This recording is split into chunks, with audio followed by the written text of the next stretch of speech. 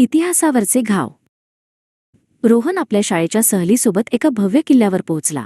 तो सह्याद्रीच्या कुशीत विसावलेला बुलंद किल्ला होता. आभाळाला भिडणारे ते बुरुज आणि अजस्र तटबंदी पाहून रोहन थक्क झाला. त्याला असं वाटलं की तो एका खूप मोठ्या आणि वैभवशाली इतिहासाच्या समोर उभा आहे.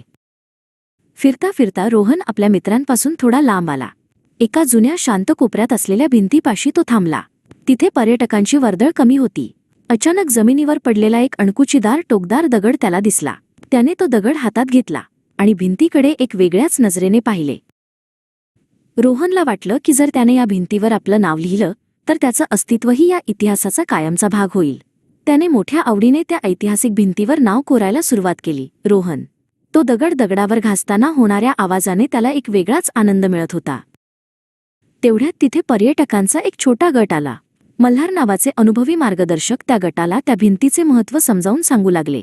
रोहनने घाबरून तो दगड आपल्या खिशात लपवला आणि एका खांबामागे उभा राहून चोरून त्यांचे बोलणे ऐकू लागला. मल्हार अतिशय गंभीर आवाजात म्हणाले, मुलांनो, ही भिंत म्हणजे केवळ दगडमातीचा ढिगारा नाही. आपल्या पूर्वजांनी रक्ताचे पाणी करून आणि स्वतःच्या आयुष्याची बाजी लावून हे किल्ले उभे केले आहेत. या प्रत्येक दगडाने शेकडो वर्षांचा लढा आणि बलिदान पाहिले आहे. हा आपल्या संस्कृतीचा अनमोल वारसा आहे. मल्हारच्या गटात स्मरणिका नावाची एक छोटी मुलगी होती. ती मोठ्या उत्साहाने भिंतीवरील प्राचीन शिल्पकला पाहण्याचा प्रयत्न करत होती. पण अचानक तिची नजर रोहनने नुकत्याच ओरखडलेल्या पांढऱ्याशुभ्र नावावर पडली.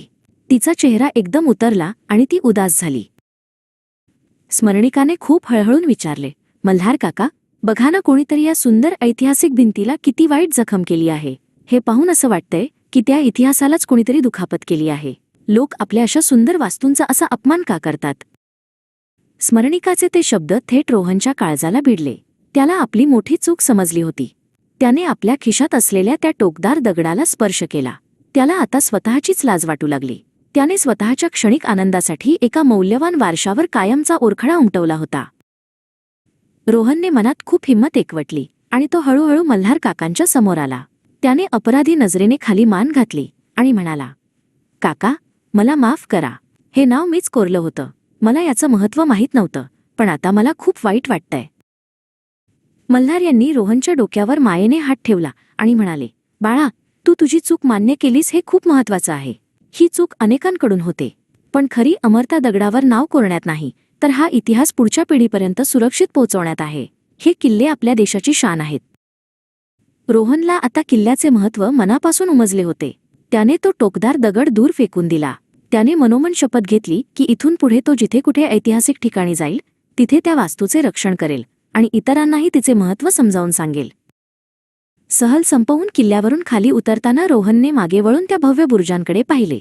आता त्याला त्या भिंतीवर आपले नाव नको होते, तर त्या बुरुजांची भव्यता आपल्या मनात साठवायची होती. त्याने आपल्या डायरीत लिहून ठेवले, आठवणी मनात जपाव्यात, इतिहासावर ओरखडे उमटवून नाही.